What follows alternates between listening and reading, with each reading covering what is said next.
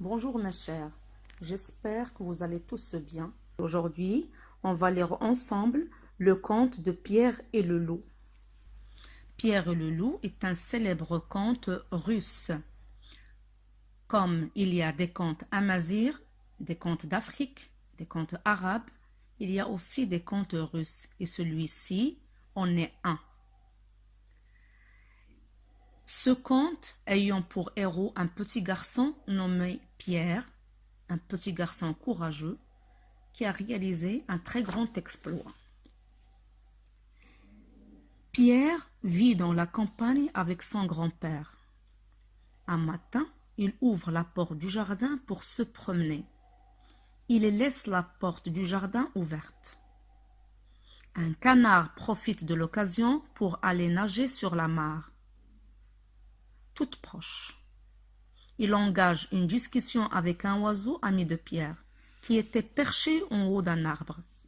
« Mais quel genre d'oiseau es-tu donc, toi? Tu ne sais pas voler ?» dit le petit oiseau. « Et quel genre d'oiseau es-tu, toi, qui ne sais pas nager ?» répond le canard. À ce moment, un chat s'approche. L'oiseau, alerté par Pierre, s'envole pour se réfugier dans un arbre. Soudain, grand-père apparaît, mécontent de voir Pierre dehors dans le pré. « L'endroit est très dangereux. Si le loup sort de la forêt, que ferais-tu, hein ?» dit le grand-père. « Mais grand-père, je suis grand, je n'ai pas peur des loups, » répliqua Pierre. Le grand-père ne veut rien entendre.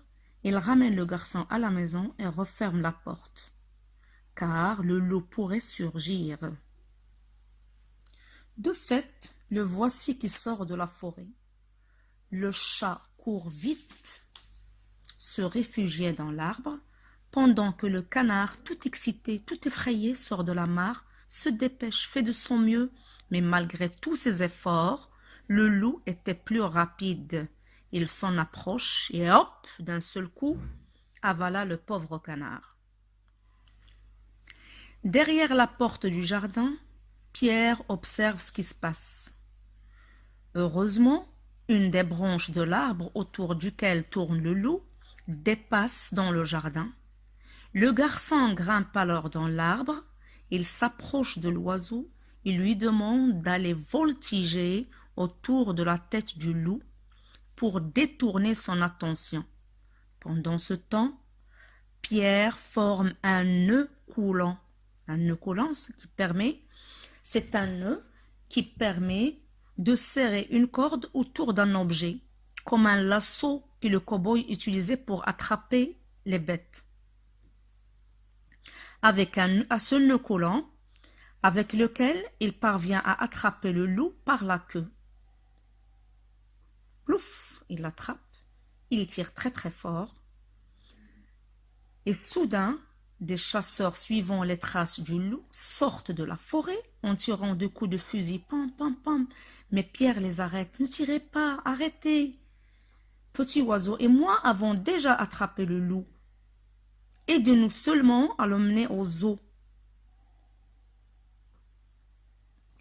Ainsi, dans les rues du village, c'était une marche triomphale avec Pierre en tête, derrière lui les chasseurs portant le loup et derrière eux, grand-père, toujours mécontent. Et si Pierre n'avait pas attrapé le loup, hein?